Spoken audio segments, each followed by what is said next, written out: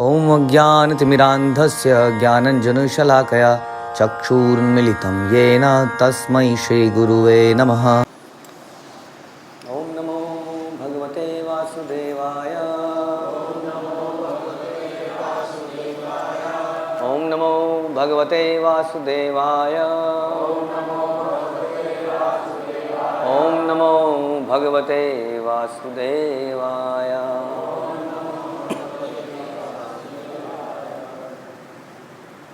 Shrimad Bhagavatam 7th canto 13th chapter और 43rd श्लोक।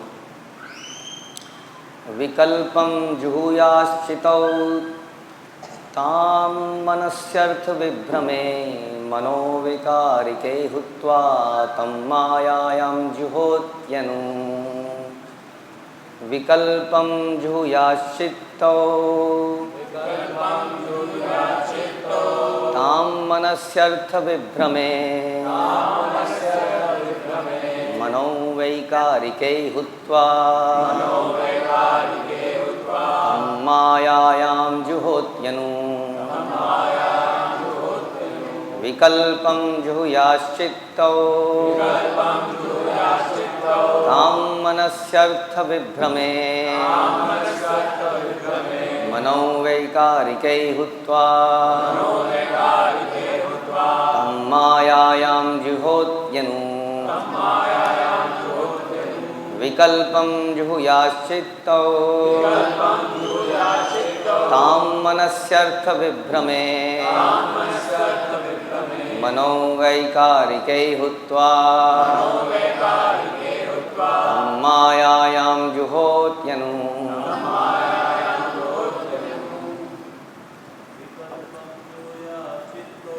विकल्पं जुहुयाश्चित्तौ तां मनस्यर्थ विभ्रमे मनोवैकारिके हुत्वा तं मायायां जुहोत्यनु। विकल्पं जुहुयाश्चित्तौ तां मनस्यर्थ विभ्रमे मनोवैकारिके हुत्वा तं मायायां जुहोत्यनु।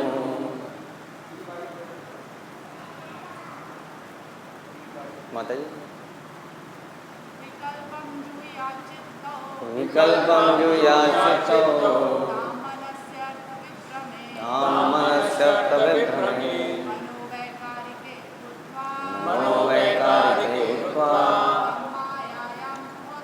तं मायायां जुहोत्यनु। विकल्पं जुहुयाश्चित्तौ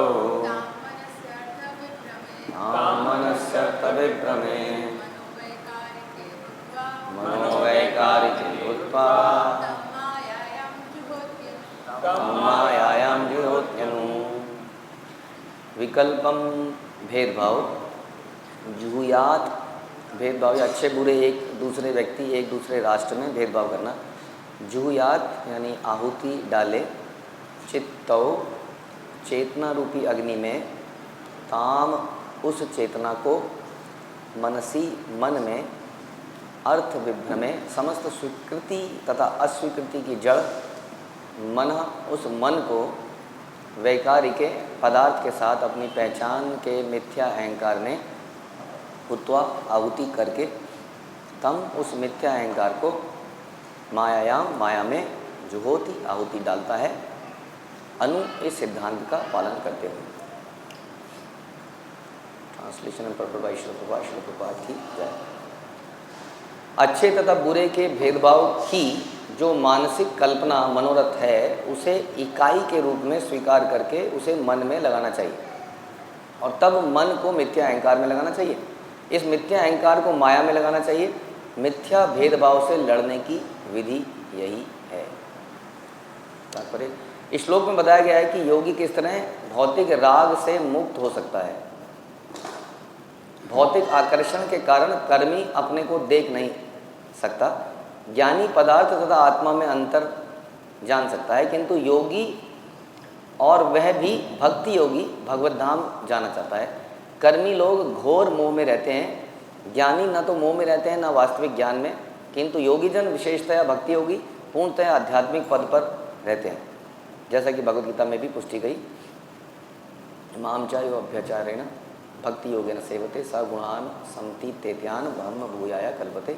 जो भक्ति में लगा रहता है, जो किसी भी परिस्थिति में च्युत नहीं होता, वह तुरंत प्रकृति के गुणों को पार करके ब्रह्म पद को प्राप्त होता है। इस तरह भक्त का पद सुरक्षित है, वह तुरंत आध्यात्मिक पद को प्राप्त होता है। अन्य लोग यथा ज्ञानी तथा हठयोगी भौतिक भेदभाव को त्यागने तथा मैं पदार्थ से उत्पन्न शरीर हूँ, इस मिथ्या अहंकार को त्यागने के बाद ही धीरे धीरे इस पद को प्राप्त करते हैं। मनुष्य को इस मिथ्या अहंकार को माया में लीन करना होता है और इस माया को परम शक्तिमान में लीन करना होता है। भौतिक आकर्षण से मुक्त होने की यही विधि है। ओम ज्ञानतिमिरान्धस्य ज्ञानञ्जनशलाकया चक्षुर्मिलितं येन तस्मै श्रीगुरुवे नमः। श्रीचैतन्यमनोभीष्टं स्थापितं येन भूतले स्वयं रूपः कदा मह्यं ददाति स्वपदान्तिकं। वन्देऽहं श्रीगुरौ श्रीयुतापदकमलं श्रीगुरुन् वैष्णवांश्च श्रीरूपं साग्रजातं सहगण रघुनाथान्वितं तं सजीवं साद्वैतं सावधूतं परिजनसहितं कृष्णचैतन्यदेवं श्रीराधा कृष्णपादान् सहगण ललिता श्रीविशाखान्वितांश्च। हे कृष्ण करुणा सिंधु दीनबंधु जगतपते गोपेश गोपिका कांत राधा कांत नमस्तुते। तप्त कांचन गौरांगी राधे वृंदावनेश्वरी विश्वभानुसुते देवी प्रणमामि हरिप्रिये। वाञ्छाकल्पतरुभ्यश्च कृपा सिन्धुभ्यैव च पतितानां पावनेभ्यो वैष्णवेभ्यो नमो नमः। जय श्री कृष्ण चैतन्य प्रभु नित्यानंद श्री अद्वैत गदाधर शिवासादि गौर भक्तवृंद। हरे कृष्णा कृष्णा कृष्णा हरे हरे, हरे राम राम राम हरे हरे। नमो विष्णुपादाय कृष्णप्रेष्ठाय भूतले श्रीमते भक्ति वेदांत स्वामिन्निति नामिने। नमस्ते सारस्वते देवे गौरवाणी प्रचारिणे निर्विशेष शून्यवादी पाश्चात्य देशतारिणे। हरे कृष्ण। तो श्लोक जो है थोड़ा सा सुनने में टेक्निकल लगता है बहुत ज़्यादा, लेकिन जिस विषय पर प्रभुपाद ने उसको फोकस किया है और हम उसमें से क्या ले सकते हैं उसको समझने का प्रयास करेंगे। हाँ, तो मैं कोशिश करूँगा अयोग्यता के साथ भी प्रभुपाद के प्रयोग को हम समझ पाएँ। तो इसमें बताया गया कि अच्छे तथा बुरे के भेदभाव की जो मानसिक कल्पना है, तो इसी के ऊपर अगर फोकस करा जाए सारा, और उसके बाद में तो इसको कैसे हम इसको ये समझें कि अल्टीमेटली कैसे माया से आ रहा है। तो इस आप जानते हैं कि कैसे भगवान माया शक्ति से इस संसार की रचना करते हैं। इस संसार को देखने के लिए माया शक्ति है, और उस माया शक्ति के रहते हुए हम जानते हैं कैसे अलग अलग 3 गुण पैदा होते हैं। समय पैदा होता है, अहंकार पैदा होता है, और उसके बाद धीरे धीरे बाकी चीज़ें एक एक करके। सृष्टि की रचना के बारे में हम भागवतम में बहुत डिटेल में सुनते हैं कि कैसे सृष्टि रचना करी जाती, कैसे होता है। हम सुनते हैं कैसे मन आता है। मन भी एक सूक्ष्म शरीर है। मन का काम है इच्छा करना, थिंकिंग फीलिंग एंड विलिंग। तो ये मन के कार्य हैं। तो यहाँ पर अगर हम समझें तो ये बताया जा रहा है कि ये जो पहला विचार है, पहली लाइन जो है, इसके ऊपर अगर हमें उठना है तो हमें क्या करना पड़ेगा कि हमें ये समझना पड़ेगा कि ये मन के द्वारा पैदा हो रही है। हाँ, और मन क्या है? मन एक भौतिक तत्व है। मन का मतलब मैं नहीं हूँ। ये एक बहुत बड़ा संसार में अगर हम इस कौन के बाहर जाते हैं तो एक हमेशा से कन्फ्यूज़न है ही कि मैं कौन हूँ वास्तव में। जो इच्छा कर रहा हूँ मैं क्या वो हूँ? अगर हम कई बार संसार में लोग ये मान लेते हैं कि शरीर अलग है और मैं अलग हूँ, लेकिन वो मैं कौन है?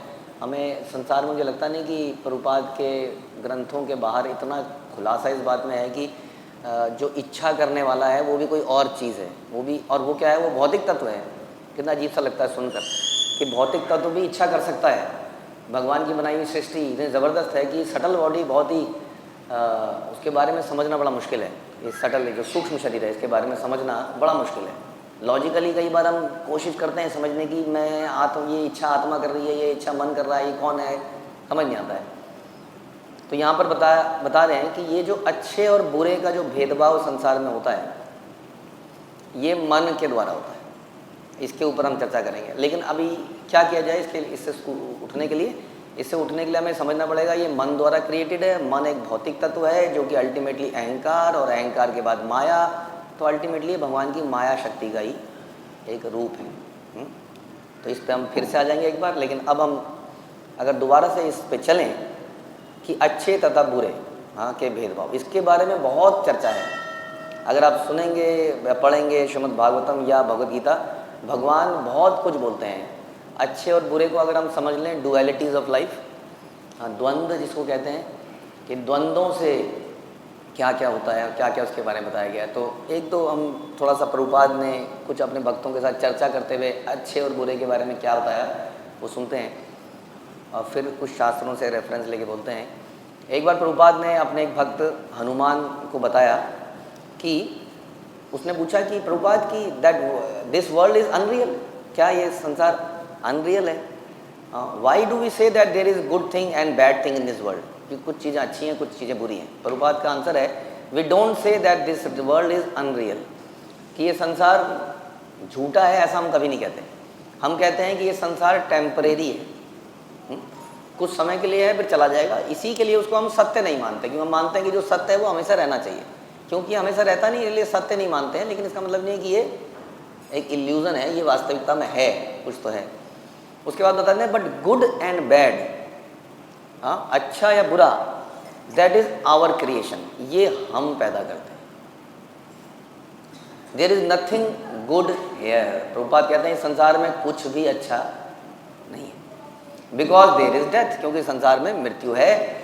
देन जब मृत्यु है तो अच्छा क्या है? जब सब कुछ, मृत्यु का अंत जब का इतना बुरा है, हम कहते हैं अंत भला तो सब भला, अंत बुरा तो सब बुरा। If after all your attempts you die, इतनी सारी मेहनत करने के बाद अल्टीमेटली हम मर जाते हैं, तो गुड क्या रहा यहाँ पर, अच्छा क्या रहा? So good and bad is our imagination, Prabhupada कह रहे हैं। ये हमारा भ्रम है कि कुछ अच्छा है और कुछ बुरा है। There is nothing good, everything is bad. तो कोई भी चीज़ के बारे में अच्छा या बुरा समझने के लिए हमें ऐसा लगता है, आगे प्रभुपाद इसको और क्लियर करेंगे, पहले उसको पढ़ लेते हैं। उसके बाद प्रभुपाद बोलते हैं पुष्ट कृष्ण प्रभु को, क्या बोलते हैं कि bad is this material world, ये संसार ही बुरा है, and good is spiritual world, आध्यात्मिक जगत अच्छा है। In the material world the discrimination of good and bad is mental concoction, जो कि यहाँ पर बताया गया इस श्लोक के अंदर, कि संसार में अच्छा बुरा एक दिमागी सोच है। जैसे कि इसमें बताया गया, क्या बताया गया कि ये मनोरथ है। इस संसार में हम अच्छे और बुरे मनोरथ यानी कि मन जिस रथ पे उड़ता है, घूमता है, मन द्वारा क्रिएटेड है। ये जो भेदभाव है अच्छे बुरे का, प्रभुपाद भी यही बता रहे हैं कि संसार में वास्तविकता में देखा जाए तो कुछ भी अच्छा नहीं है, लेकिन हम कुछ अच्छा करने का प्रयास जरूर करते हैं यहाँ पर। लेकिन एक दूसरे पहलू से ये देखा जाए कि संसार में हर वस्तु अच्छी हो सकती है यदि हम भगवान, ये इस कॉन्शियसनेस में रहें कि हम भगवान के दास हैं और ये सारी वस्तुएं भगवान की सेवा में लगाई जानी चाहिए। तो सच बात बताएं तो उस परिप्रेक्ष्य से ये संसार मटेरियल वर्ल्ड कहना ही गलत हो जाएगा, ये तो स्पिरिचुअल जगत बन जाएगा। इसलिए प्रभुपाद कहते थे कि भक्त लोग जब भक्तों के संग में रहते हैं, मंदिरों में रहते हैं, तो वो वैकुंठ ही है, जबकि ये मटेरियल जगत है। क्योंकि वहाँ पर चेतना यही है कि हर वस्तु को कैसे भगवान की सेवा में लगा दी जाए। अगर ये सोचा जाए तो हर वस्तु अच्छी है, नहीं तो हर वस्तु बुरी है। अब जैसे कॉमन आदमी के लिए हेल्थ इज़ वेल्थ, स्वास्थ्य ही सब कुछ है, जीवन है, तो कितनी अच्छी चीज़ है देखा जाए तो। स्वास्थ्य अच्छी चीज़ है, लेकिन उसी स्वास्थ्य के कारण जो व्यक्ति ज़्यादा स्वास्थ्य में रहता है उसका मन ज़्यादा भोग करने का करता है कि नहीं? हमने देखा है कि जब हम बीमार पड़ते हैं, बीमार पड़ना बुरा है, लेकिन बीमार पड़ने पर हमारी चेतना भगवान की तरफ ज़्यादा चली जाती है। कई बार मतलब हमारा चैंटिंग में हमारी प्रेयर बढ़ जाती है, ये भगवान इस कष्ट से छुटा दे। और जब हम कई बार स्वस्थ होते हैं तो हम भोग करने की इच्छा बढ़ जाती है, क्योंकि शरीर में दम है, इंद्रियों में दम है, नसों में दम है, तो हम कुछ भी भोग करने के लिए एकदम रेडी रहते हैं। तो इसलिए स्वास्थ्य अपने आप में अच्छा है या बुरा है ये कहना मुश्किल है। ये इस पर डिपेंड करेगा कि उस अच्छे स्वास्थ्य से हम करते क्या हैं। यदि उस अच्छे स्वास्थ्य को हम भगवान की सेवा में लगाते हैं तो स्वास्थ्य बहुत अच्छा है।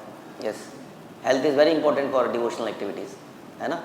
हेल्थ के बिना हम लोग कई चीज़ों को उतने एंथुजियाज्म से कर नहीं पाते हैं। दर्द हो रहा है कमर में तो नाचने में दिक्कत है, बहुत सारी समस्याएं हैं। तो हेल्थ अच्छा है, लेकिन उसी हेल्थ से यदि हम भोग करने लग जाते हैं तो बुरा है। इसलिए समाज में जो हेल्दी होने का प्रयास कर रहे हैं लोग, वो उस हेल्थ के बाद कर क्या रहे हैं। इसलिए जो कई सारे बाबा जी हैं जो हेल्थ के ऊपर फोकस कर रहे हैं, तो ये है कि उसके बाद वो उसको ये नहीं सिखा रहे कि इस हेल्दी होने के बाद करना क्या है। इसलिए वो दोबारा से भोग करता है और दोबारा से बाबा जी के पास 2 महीने में 4 महीने में फिर से आ जाता है। बाबा जी कैंप में रख लो, आपने ठीक किया था लेकिन अब मैं फिर वैसा हो गया। तो इसलिए वो उनकी हालत ठीक नहीं हो रही है। इस उद्देश्य से देखा जाए तो संसार में हर वस्तु अच्छी भी है और संसार में वस्तु बुरी भी है।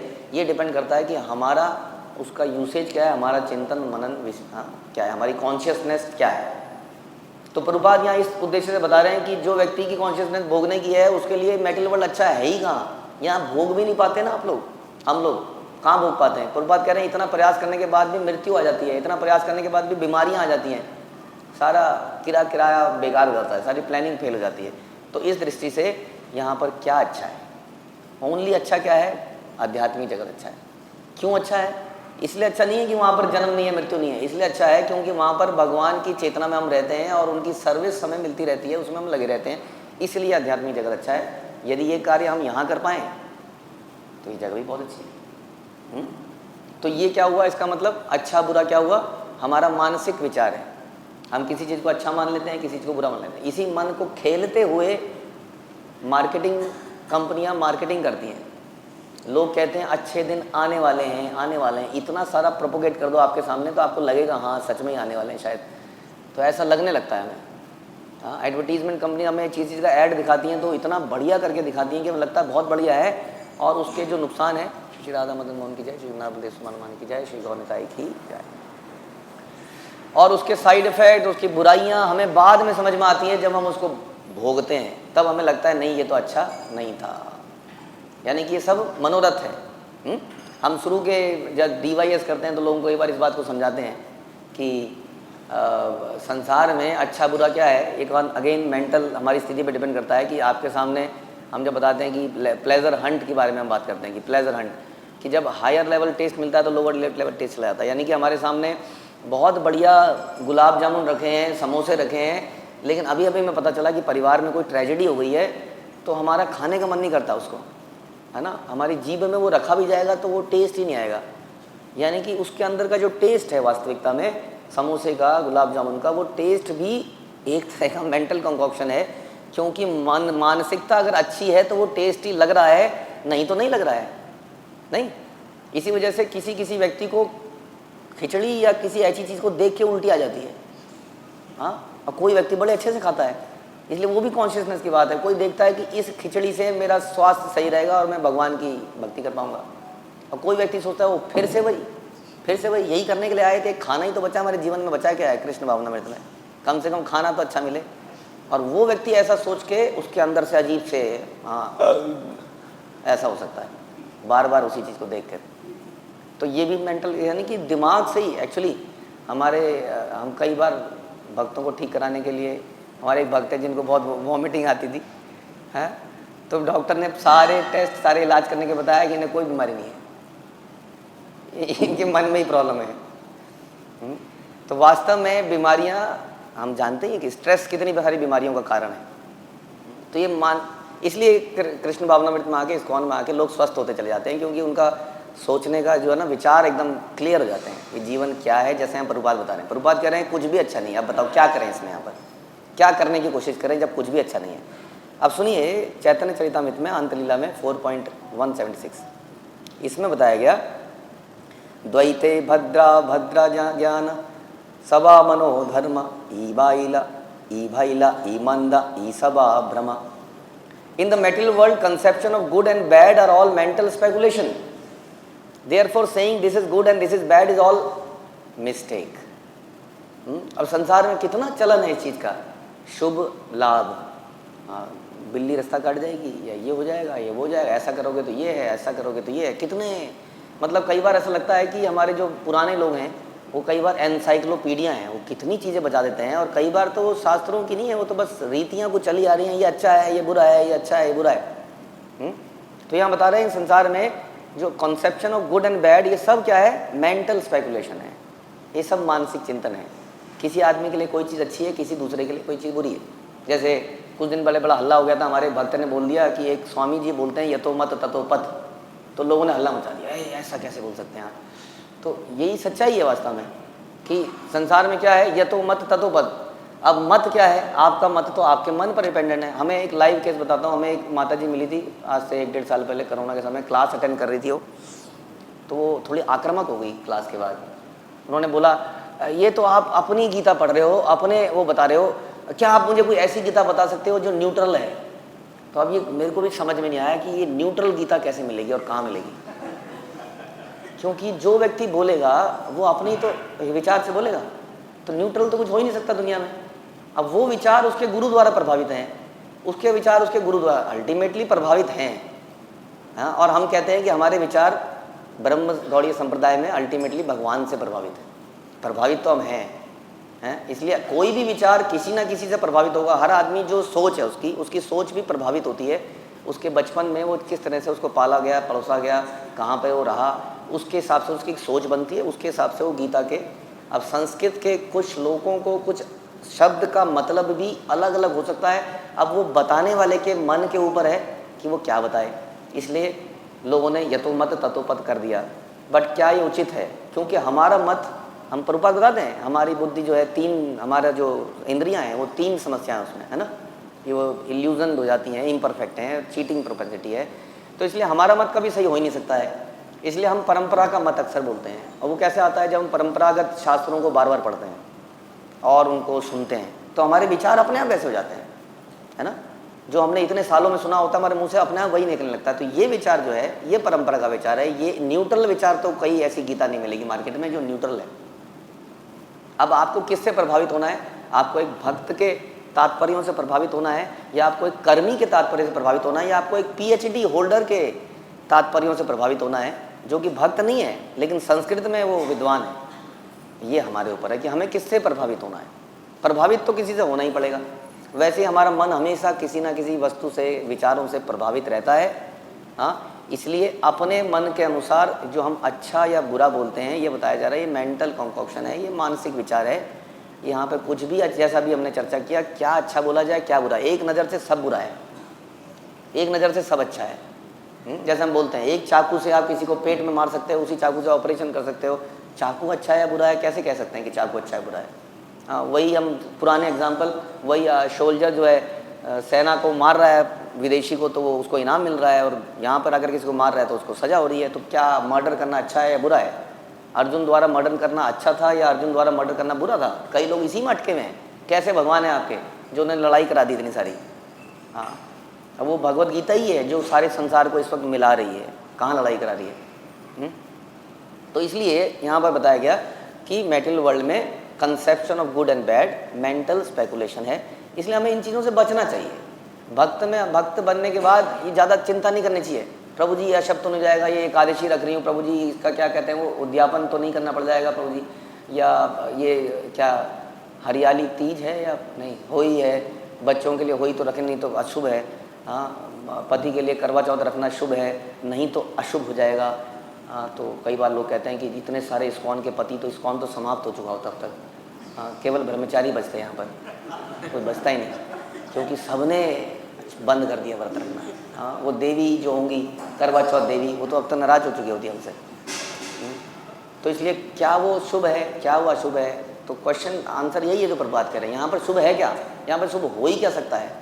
हाँ, जब अल्टीमेटली डेथ ही रियलिटी है तो यहाँ शुभ करके आप कर क्या लोगे, है ना। आप टोटके टाटके करते हैं, वो नींबू मिर्ची लगा दी किसी ने या कुछ भी कर दिया, लेकिन अंतिम रिजल्ट क्या है? अंतिम रिजल्ट तो वही है ना। तो कैसे हमने माना किसी ज्योतिषी को दिखा दिया, ज्योतिषी ने कुछ बता दिया, बट ज्योतिषी हमें मृत्यु से नहीं बचा पा रहा, ये 4 समस्याओं से नहीं बचा पा रहा, तो कैसे वो शुभ हो सकता है? इसलिए यहाँ शुभ है ही क्या, ये हमारे आचार्य और यहाँ पर चैतन्य चरितामृत में बताया जा रहा है। इसके ऊपर गीता में भी बहुत सारे श्लोक हैं जो भगवान कहते हैं कि इसके ऊपर उठो। जैसे 2.38 में सुख दुखे समय कृत्वा लाभो लाभो जयो जयो ततो युद्धाय युजस्व युजस्यव नैवम पापमवाप्यसि। इसमें भी ये बताया गया कि आप ये जो है ना, ये अच्छे बुरा ज़्यादा मत सोचो अर्जुन कि ये अच्छा है, क्योंकि अर्जुन ने बहुत सारे तर्क दिए कि ये शुभ है या अशुभ है, ये नारियां मर जाएंगी, स्त्रियां मर जाएंगी, या सॉरी इनके पुरुष मर जाएंगे, ये विधवा हो जाएंगी, फिर ये व्यभिचारिणी बन जाएंगी, ये अशुभ है। मैं अपने पितामह को मारूंगा, ये अशुभ है। मैं द्रोणाचार्यों को मारूंगा, ये अशुभ है। तो ये अशुभ करना क्यों है? और युद्ध तो हमेशा अशुभ ही होना चाहिए। तब भगवान कहते हैं कि do the fight for the sake of fighting. आपको लड़ना है, क्यों? क्योंकि लड़ना चाहिए, इसलिए लड़ना है। चलना चाहिए कि नहीं चाहिए वो कौन बताएगा? वो हमारे गुरु, हमारे शास्त्र बताएंगे कि हमें क्या करना चाहिए, उसको कर लेना है। वो अच्छा है या बुरा है ज़्यादा विचार नहीं करना चाहिए। मुझे लगता है हम लोग कई बार ज्ञानी बन जाते हैं, थोड़ा सा ज्ञान प्राप्त हो जाता है तो हम बहुत सारी डिटेलिंग में चले जाते हैं। फिर कई बार हम क्वेश्चन करने लगते हैं, प्रभुपाद ने ऐसा क्यों किया? हाँ, क्या ये सही है? प्रभुपाद ने ये चतुर्मास पे जैसे हम कहते हैं कि ये क्यों नहीं किया, ये दाढ़ी क्यों नहीं बढ़ा लेनी चाहिए, ऐसा क्यों नहीं कर लेना चाहिए, क्यों नहीं कर लेना चाहिए, ये तो शुभ है, चतुर्मास तो बहुत शुभ है। तो चतुर्मास हो या कार्तिक मास हो या अधिक मास हो, इसके शुभ अशुभ में ना जाकर, ऑल्दो हम कई बार बताते हैं, हमें शास्त्र बताते हैं, महात्मा उस महात्मा बताते हैं यदि कोई इसको करेगा तो उसका ये लाभ हो जाएगा, उसका ये लाभ हो जाएगा, इसका ये लाभ हो जाएगा। ठीक है, आम आदमी को अट्रैक्ट करने के लिए, बट हमें उसके अल्टीमेट चीज़ पे जाना चाहिए कि हम ये सब इसलिए करते हैं क्योंकि मे भी हम भगवान के प्रति कुछ अट्रैक्शन पैदा कर पाएँ, हमारे अंदर हृदय में भक्ति पैदा हो पाए। एकमात्र उद्देश्य यही है। हम शुभ और अशुभ के लिए किसी व्रत का पालन नहीं करते हैं। हाँ, इसलिए बाकी नियमों को छोड़ने में हमें कोई ज़्यादा दिक्कत होती नहीं है, चाहे संसार उसको क्यों ना मानता जा रहा हो, मान रहा हो। एक समय ऐसा था कि अब इस्कॉन में वो खाए जाते थे समा के चावल। अब हमसे सारी दुनिया कहती थी समा के चावल क्यों खाते हो आप, ये तो चावल है। हमें नहीं पता क्यों खाते हैं, खाने चाहिए कि नहीं खाने चाहिए, ऐसा यहाँ पर ट्रेंड है, इस्कॉन में ऐसा हो रहा है तो हम खा रहे हैं। फिर एक दिन बताया गया कि ये नहीं खाने हैं, तो हमने कहा हम आप क्यों नहीं खा रहे हो? ना, हमें नहीं पता, ये लॉजिक सारे हमें बोला गया अब नहीं खाना है तो हमने बंद कर दिया खाना। तो हम नहीं सोच रहे हैं ज़्यादा, क्योंकि हमारी बुद्धि है ही क्या। अभी कुछ दिन पहले तक तो हम बिल्कुल कैसे कैसे अनर्थ करते आ रहे थे, अब हमारे पास इतनी बुद्धि आई कहाँ से सोचने की कि क्या सही है क्या गलत है। इसलिए जो परंपरा में हो रहा है उसको करते रहो, शुभ अशुभ की चिंता करे बिना। क्योंकि अगेन अगर 16 माला करके हम चले जाएंगे तो 64 माले वाले का क्या होगा? ये तो प्रभुपाद हैं जो हमें शायद ले जाएंगे, अदरवाइज तो हमारा कुछ नहीं हो सकता। इसलिए उसको वैसे ही कर लेना है, ज़्यादा दिमाग नहीं लगाना, जैसे कि अर्जुन ने लगाया। इसलिए भगवान ने उसको फिर डांटा भी बाद में। तो Lord Krishna directly says, Prabhupada कह रहे हैं, Lord Krishna directly says that Arjun should fight for the sake of fighting, because he desires the battle, Krishna desires the battle. There is no consideration of happiness, distress, profit or loss, victory or defeat in the activities of Krishna consciousness. Krishna भावनामृत में कोई ऐसी कोई concept नहीं है कि आप बड़े दुखी हो तो ज़रूर आप कुछ गलत कर रहे हो प्रभु जी, हाँ, या आपकी जीत होती जा रही है तो आप सही कर रहे हो, आपकी हार होती जा रही है तो आप गलत कर रहे हो। ये कोई कॉन्सेप्ट नहीं है। हम कार्य को करते हैं क्योंकि करना चाहिए और उसके फल को भगवान को दे देते हैं। कई बार भगवान हमारे साथ बहुत कुछ कर रहे होते हैं, हमें मालूम नहीं चलता कि भगवान हमारे साथ ऐसा क्यों कर रहे हैं, उसमें हमारा भला ही होता है। इसलिए ये चिंतन नहीं करना है कि हम जीत रहे हैं या हम हार रहे हैं। हमारे एफर्ट यही है स्पिरिचुअल जगत में, व्हाट इज़ इंपॉर्टेंट इज हमारा एफर्ट। मटेरियल जगत में what is important is your result. अगर आप लोग ऑफिस में काम करते हो, बिजनेस में काम करते हो, तो बॉस हमेशा ही बोलता है कि रिजल्ट बताओ, ज़्यादा बोलो मत। बोल क्या रहे हो तुम, बक बक बहुत कर रहे हो, कितनी सेल करी ये बताओ। लेकिन यहाँ पर क्या है, यहाँ पर है कितना प्रयास किया ये बताओ, कितनी देर तुमने स्ट्रगल किया ये बताओ। वो ज़्यादा इम्पोर्टेंट है। इसलिए कहते हैं कि जब में मन लग रहा है कि नहीं लग रहा है, कोई बात नहीं, नहीं लग रहा है तो, लेकिन आपने बैठ के कितना स्ट्रगल किया ये बताओ। बिस्तर में लेट के जब किया तो स्ट्रगल नहीं किया। हाँ, बैठे रहे, झपकी आती रही, लड़ते रहे, खड़े हो गए, कुछ भी करते रहे, वो स्ट्रगल इज़ इम्पोर्टेंट। इसलिए कह रहे हैं कि यहाँ पर हैप्पीनेस और डिस्ट्रेस, डोंट थिंक कि मुझे आनंद आ रहा है कि नहीं। प्रभु जी 10 साल हो गए, 15 साल हो गए, आनंद नहीं आ रहा है। आनंद तो भगवान को आएगा ना, रसराज तो वही है, आनंद तो उन्हीं को आएगा। उनके आनंद में जब हमें आनंद आएगा तब हमें आनंद आएगा, वरना हमें आनंद कैसे आएगा? हमें अपना आनंद आने लगेगा तो हम यहाँ पर भी इंद्रिय भोग करने के चक्कर में पड़ जाएंगे। इसलिए हैप्पीनेस, डिस्ट्रेस, प्रॉफिट और लॉस, मेरा क्या फ़ायदा हुआ जब से मैं यहाँ पर आया? हाँ, नौकरी छूट गई, ये हो गया, घर में लड़ाइयाँ झगड़े बढ़ गए, क्या प्रॉफिट हुआ? हाँ, तो वो प्रॉफिट के लिए भी ये नहीं है, क्योंकि प्रॉफिट और लॉस के बारे में प्रभुपाद और ये हमारे ग्रंथ ऑलरेडी बता चुके हैं कि यहाँ पर लॉस ही लॉस है, तो यहाँ प्रॉफिट कमाने के चक्कर में हो ही क्यों? इसलिए no profit and loss, victory और डिफीट। हाँ, मैं जंग में जीता या नहीं जीता, अंदर ही अंतरीन जंग में उस भक्त के साथ मेरी कोई टसल थी, उस टसल में मैं जीता या हारा, तो ये सारी एक्टिविटीज़ कृष्ण कॉन्शियसनेस में प्रभुपाद कह रहे हैं मायने नहीं रखती हैं। That everything should be perform for the sake of Krishna is transcendental consciousness.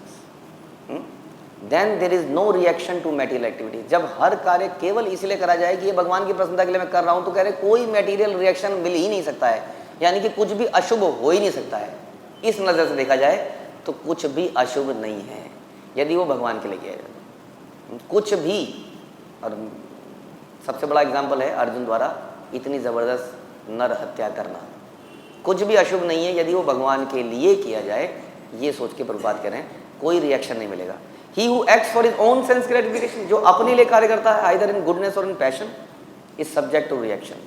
जो व्यक्ति अपने इस प्रकार से कृष्ण के लिए कार्य नहीं करता है और ये सोचता रहता है, कैलकुलेशन करता रहता है, ये शुभ है, ये अशुभ है, ये ऐसा करना चाहिए, ऐसा करना चाहिए, है ना। शादी कराइए आप लोगों ने या देखिए कभी, अरे बूढ़े बड़े कैसे बोलते, नहीं नहीं नहीं ये ऐसे नहीं, ये वाला पैर आगे जाएगा, नहीं ये वाला धागा ऐसे बंधेगा, नहीं यहाँ पर वो क्या है वो बनेंगे, वो कुछ बनेंगे और वो टूटेंगे अपने आप। इतने रिवाज बताते हैं कि आदमी आपको पता कैसे है ये सब। तो कह रहे हैं कि इन सब की जरूरत नहीं है, भगवान के लिए उसको करा जाए बस, और कुछ करने की जरूरत नहीं। फिर कोई डरने की जरूरत नहीं कि क्या होगा क्या नहीं होगा, क्योंकि संसार में पाना ही क्या है और दूसरे जन्म में कि खोना ही क्या है अगर सब कृष्ण के लिए किया जाए। But he who has completely surrendered himself in the activities of Krishna consciousness is no longer obliged to anyone nor he is debtor to anyone as one is in ordinary course of activities.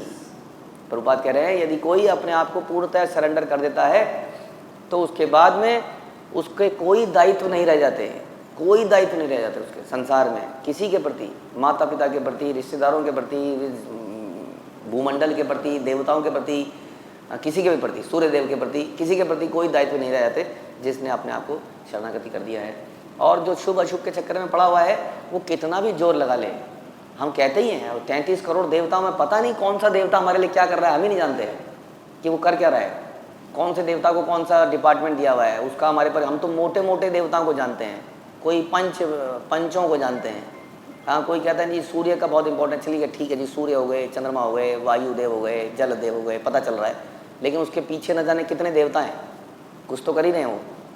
तो किसके प्रति शुभ है किसके प्रति अशुभ है, ये calculation में बहुत भारी मिस्टेक हो जाती है संसार में, और उल्टा आदमी फंस और जाता है इस चक्कर में। इसलिए बेस्ट क्या होता है, इसलिए यहाँ बताया कि जो भगवान के प्रति शरणागत हो जाए उसके बाद उसका कोई दायित्व नहीं रहता। इसके ऊपर प्रभुपाद जो फेमस श्लोक है इसमें बोलते हैं कि अगर anyone who has completely surrender into Krishna Mukunda giving up all other duties is no longer debtor और is not is obliged to anyone. ये तो भागवत का श्लोक है।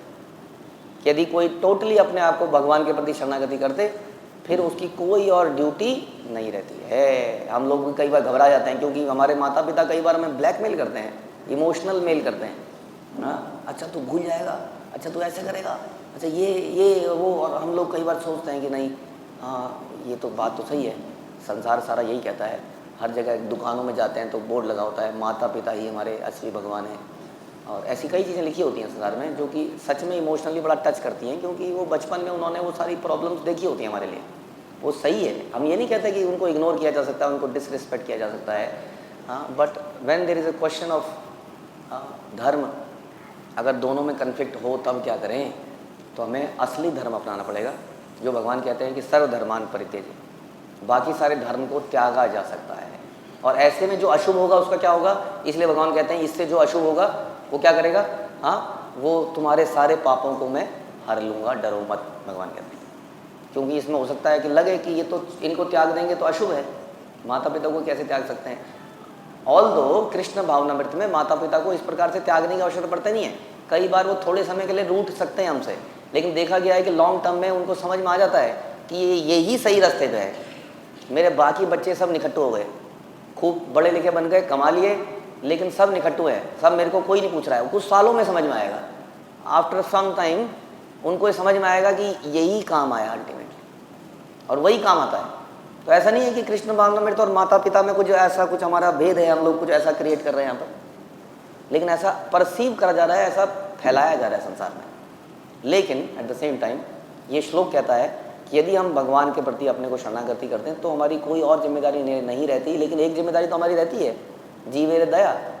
और उस दया के रहते हम अपने माता पिता का भी उद्धार करने का प्रयास करते हैं, उनको भी कृष्ण मामले में लाने का प्रयास करते हैं। इस प्रकार से हम जीवन दया करके अपनी ड्यूटी को निभाते हैं और बहुत अच्छे से निभाते हैं। प्रभुपाद ने इस अच्छे और बुरे को समझाते हुए चाणक्य पंडित का एक श्लोक बोलते हैं प्रभुपाद, न कश्चित कस्याचिन मित्रम न कश्चित कस्यचित रिपुः व्यवहारेण जायन्ते मित्राणि रिपवस्तथा। इसमें बता रहे हैं कि कोई किसी का मित्र नहीं है और कोई किसी का शत्रु नहीं है, हाँ, but it is only the behaviour by which one can understand who is friend and who is enemy.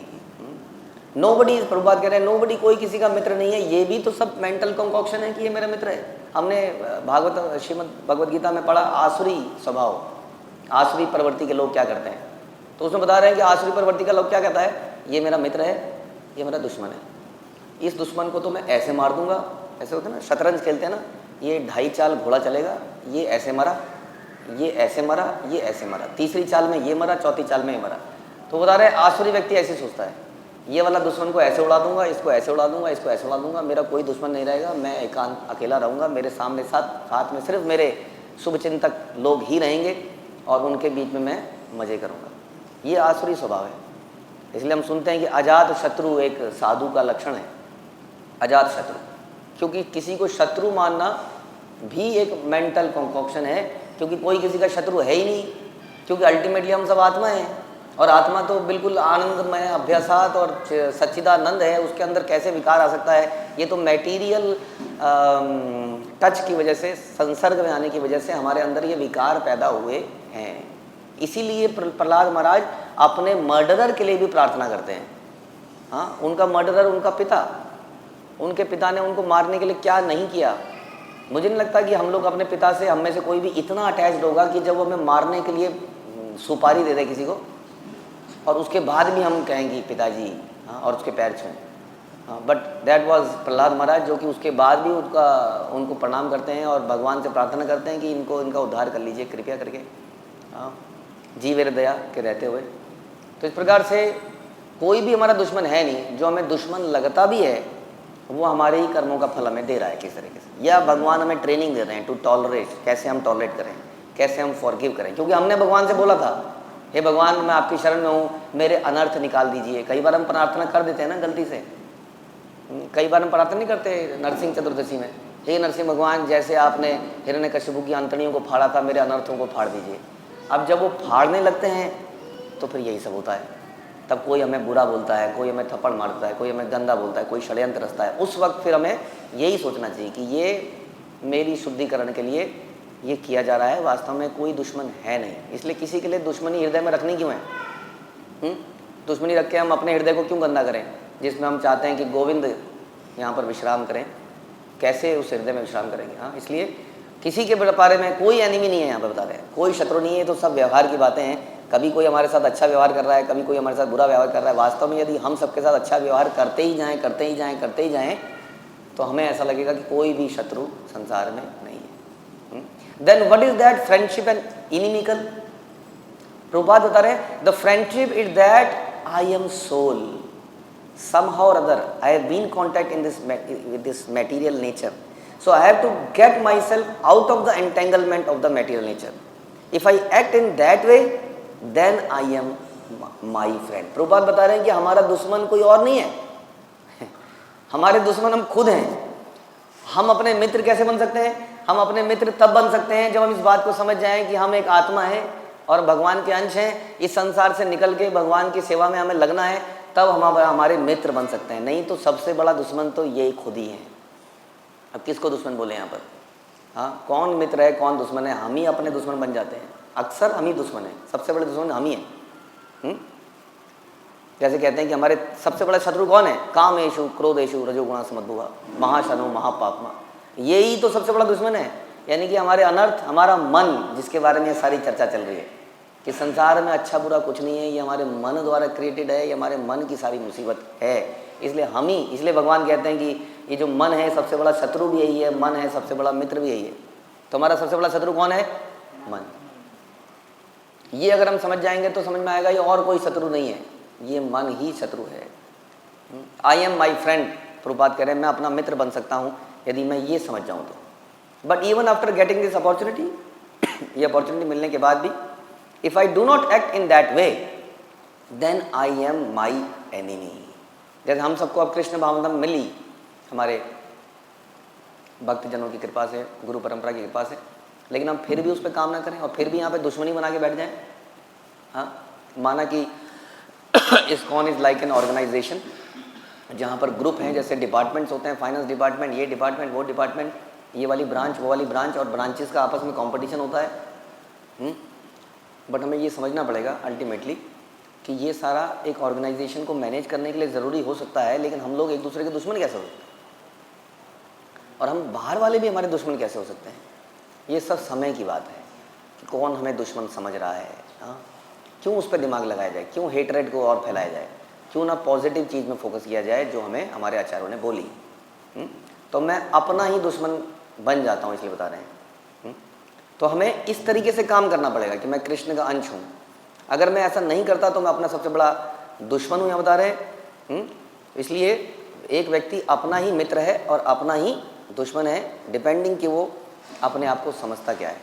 अगर वो अपने आप को भोगता समझता है तो हर वो व्यक्ति जो उसके भोगने के बीच में आ जाता है वो उसका दुश्मन बन जाता है कि नहीं। जो हमें इंद्रिय तृप्ति करने से रोक देता है वो हमारा दुश्मन बन जाता है। इंद्रिय तृप्ति किसी भी प्रकार की हो सकती है, खाने पीने की थोड़ी होती है।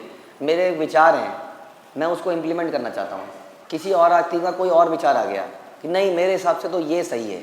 अब मेरी इंद्रिय तृप्ति होती अगर मेरे विचार इम्प्लीमेंट हो जाता तो, अब दूसरे का विचार बीच में आ गया तो दूसरा क्या बन गया, देख लेंगे इसको। अगली मीटिंग में ये कुछ प्रस्ताव रखेगा तो हम देखते हैं कैसे पास होगा वो प्रस्ताव। तो जब वो कोई बात रखेगा तो हम तुरंत काटेंगे। आप देखेंगे कई बार नेचुरली होता है, एक आदमी बोलेगा दूसरा अपने आप काटेगा तुरंत, क्योंकि उसके अंदर वो भरा पड़ा है कि इसने भी मेरे को कभी काटा था। तो ये भी एक सटल लेवल में दुश्मनी हम लोग हृदय में धारण कर लेते हैं। तो हम क्या बन जाते हैं, अपने ही दुश्मन बन जाते हैं। यहाँ पर ये बता रहे प्रभुपाद।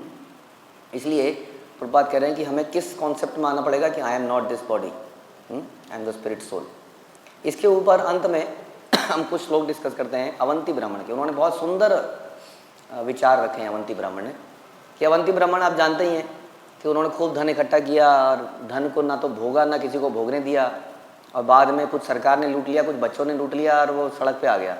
अब जब वो सड़क पे आया तो उसने चिंतन शुरू किया, गहरा चिंतन शुरू किया कि ये क्यों हुआ, क्या हुआ। तब वो क्या बोलता है, हाँ 11वें कैंटो के 23वें अध्याय में वो कहते हैं The people are not the cause, these people are not the cause of my happiness and distress। ये जो लोग हैं जिनको मैं दुश्मन समझ रहा हूँ, मेरे बच्चे, ये सरकार, ये पड़ोसी या ये मेरे सही मायने में दुश्मन नहीं है। ना ही मेरे दुख के कारण है, ना ही मेरे सुख के कारण है। ना ही ये देवी देवता मेरे सुख दुख के कारण है, ना ही मेरा शरीर, ना ही मेरा ये प्लेनेट, ये अर्थ जिसमें कि ग्लोबल वार्मिंग हो रही है, हाँ, या विश्व युद्ध चल रहा है, इस कारण से मुझे दुख नहीं हो रहा है। ना ही ये तो कह रहे हैं, ना ही मेरे पुराने कर्मा भी मेरे दुख का कारण नहीं है। हम तो यही कहते हैं हमारे कर्मा ही हमारे दुख का कारण है। कहते हैं मेरे दुख का कारण केवल एक है, वो है मेरा मन, है कि नहीं। क्योंकि अगर हम ये सीख जाएं, तत्व अनुकंपा जैसे हम बोलते हैं कि हमारे पुराने कर्म माना हैं, लेकिन हम उनको बड़े आसानी से टॉलरेट कर रहे हैं, ये समझते हुए कि हाँ मेरे ही हैं, और आराम से टॉलरेट करते हुए भक्ति कर रहे हैं, तो मेरा मन जो है दुखी अवस्था में भी प्रसन्न है। मैं तमाम दुखों में घिरा हुआ हूँ, मेरे को शारीरिक कष्ट हैं, मानसिक कष्ट हैं, लेकिन मैं आनंद में हूँ क्योंकि मैं भगवान की भक्ति कर रहा हूँ। तो ये तो मन की वजह से हो गया है कि अब उसी मन से मैं सोचता रहूँ। कई तो ये सोचेंगे कि क्यों हो रहा है मेरे साथ ऐसा, अच्छे लोगों के साथ बुरा होता ही क्यों है। कई सोचेंगे कि भगवान कितनी परीक्षा लोगे, भगवान कब तक, भगवान 16 माला कर रहा हूँ, एकादशी रख ली। आप तो कहते हैं कि कोई एक बार नाम ले तो सारे पाप समाप्त हो जाते हैं, भगवान कितने नाम तो ले लिए, समाप्त नहीं हो रहे हैं। हाँ, तो इस तरह से भी वो दुखी हो गया, क्योंकि वो चिंतन उसका इसी में है कि दुख का निवारण कब होगा, है ना। तो यानी कि हमारा अवंती ब्राह्मण कह रहे हैं कोई भी मेरे दुख का कारण नहीं है संसार में, मेरे कर्मा भी मेरे दुख का कारण नहीं है, मेरा मन, मेरी सोच ही मेरे दुख का कारण है, बस। ओनली कहते हैं it is the mind alone that causes happiness and distress and perpetuates the rotation of material life. इस मन के कारण ही हमारे जीवन में क्या होता है, निरंतर निरंतर दुख ही दुख रहता है और हम जन्म जन्मांतर तक जन्म बार बार लेते रहते हैं, बता रहे हैं। हमारा बार बार जन्म इस मन के कारण ही होता है और कोई कारण है ही नहीं।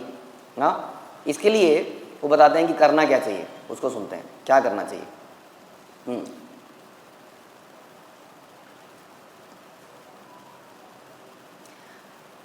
परमात्मा यद्यपि भौतिक शरीर के भीतर संघर्षशील मन के साथ उपस्थित हैं, किंतु वह प्रयास नहीं करता क्योंकि वह पहले से ही दिव्य प्रकाश से समन्वित होता है। वह मेरे मित्र की भांति कार्य करते हुए अपने दिव्य पद से केवल साक्षी बनता है।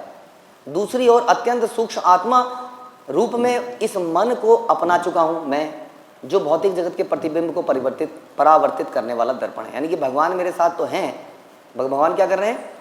भगवान केवल साक्षी बन के बैठे हुए हैं। हाँ, वो कब तक साक्षी बने हैं? देखिए, किसी ऐसा संसार में दस्तूर है कि राय तब देनी चाहिए जब कोई राय ले। अब जब कोई राय ले ही नहीं तो राय देने वाले की राय बेकार हो जाती है। हाँ, अब कोई डॉक्टर है, वकील है, वकील अगर एक बोर्ड लगा दे बाहर, आइए और फ्री में सलाह लीजिए, कोई नहीं जाएगा उस वकील के पास। और जो कहेगा जी एक सिटिंग के 5,000 रुपये हैं, तो हाँ ये कुछ आदमी बढ़िया है। हाँ, इसी तरीके से सलाह तो तभी दी जाएगी ना जब कोई लेगा। अब भगवान की तरफ हम झुके ही कहाँ हैं, हम मांग ही कहाँ रहे हैं सलाह, हम अपने हिसाब से चले जा रहे हैं, हमने शरणागति कहाँ करी है। इसलिए भगवान केवल साक्षी बन के बैठे हुए हैं।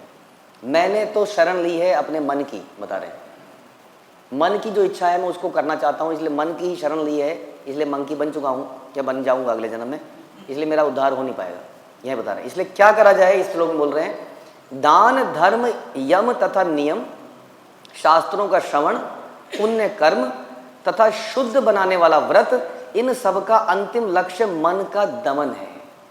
निसंदेह मन ब्रह्म में मन की एकाग्रता ही सर्वोच्च योग है। तो इस मन को भगवान पे लगाना चाहिए, यही सर्वोच्च योग है। जितने भी संसार में चीज़ें करी गई हैं या हमारे वेद बताते हैं, उसका कारण केवल एक ही है कि कैसे मन को दमन किया जाए, मन का दमन किया जाए, क्योंकि मन ही सारी समस्याओं की जड़ है। इसलिए मन को क्या किया जाए? निसंदेह ब्रह्म में मन की एकाग्रता ही सर्वोच्च योग है। या भगवान के चरणों में, हाँ, उस मुकुंद के चरणों में मन का लगाना ही सबसे बड़ा योग है। और इसके बाद में ही जो है हमारा मन हमारा मित्र बनता है। इसलिए हम कहते हैं भजहूँ रे मन श्री नंद नंदन, तब ये भजन करने लगता है। इस मन की आवश्यकता भी है ताकि हम मन से भक्ति करें, केवल बुद्धि से भक्ति ना करें। लेकिन उसके पहले इसका दमन करना पड़ता है। दमन करने के बाद ये थोड़ा वरना बड़ा मचलता रहता है। इसलिए दमन करने के लिए हम क्या करते हैं? यम नियम, बहुत सारे नियमों का पालन करते हैं, व्रतों का पालन करते हैं, श्रवण करते हैं, हाँ, और इस मन का दमन करते हैं। और दमन करने के साथ साथ इसको भगवान के चरणों में लगाते हैं, तब जाके हम इस शुभ अशुभ से ऊपर उठ पाते हैं, जो इसमें बताया गया।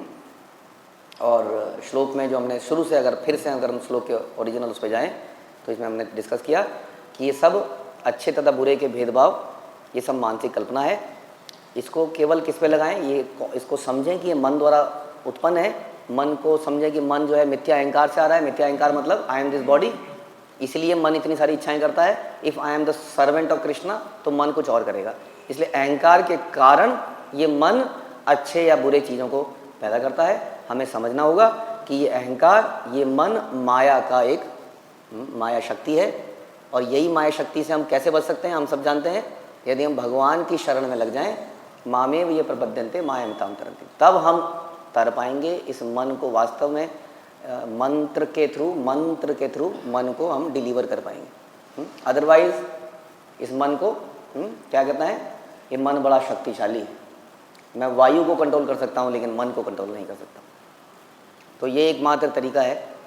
हमें ये समझना पड़ेगा, मेरे अंदर जितनी भी ये इच्छाएं आ रही हैं, जितने भी विचार आ रहे हैं, मन के कारण आ रहे हैं। और मन के कारण क्यों आ रहे हैं? क्योंकि मिथ्या अहंकार में हम फंसे हुए हैं और ये सब माया है। और माया भगवान की सर्वेंट है। इस विचार के साथ हम आगे बढ़ेंगे तो इस मन से कंट्रोल कर पाएंगे और अच्छे बुरे के ऊपर उठ के भगवान की प्रसन्नता के लिए कार्य कर पाएंगे। हरे कृष्णा। श्रील प्रभुपाद की जय। ग्रंथराज श्रीमद् भागवतम की जय।